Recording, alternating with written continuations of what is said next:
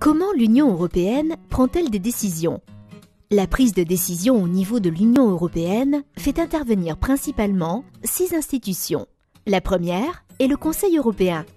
Il réunit notamment les chefs d'État ou de gouvernement des États membres. Lors de ces réunions en sommet, les dirigeants fixent les grandes orientations générales, donnent l'impulsion et fixent les priorités politiques à l'Union européenne. Ils se réunissent au minimum 4 fois par an. Sur la base de ces priorités, la Commission européenne fait ensuite des propositions de loi dans l'intérêt commun de tous les Européens. Elle est composée d'un commissaire par État membre qui ne représente toutefois pas son pays d'origine. Le texte proposé par la Commission européenne est ensuite débattu, modifié et voté par le Parlement européen qui est composé de députés élus dans les États membres. Ils ne sont pas organisés par nationalité. Ils représentent la voix des citoyens européens et votent les lois en fonction de leurs idées et affinités politiques.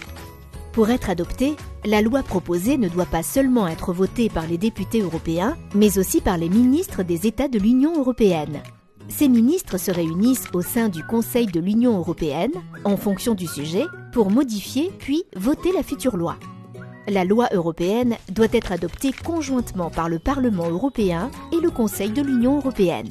Mais cela peut nécessiter plusieurs lectures, voire même la réunion d'un comité de conciliation pour trouver un accord.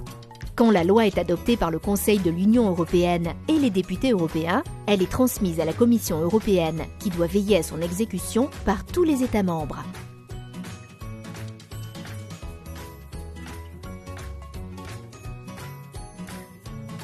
La Cour de justice de l'Union européenne vérifie ensuite que tous les pays de l'Union européenne appliquent la loi.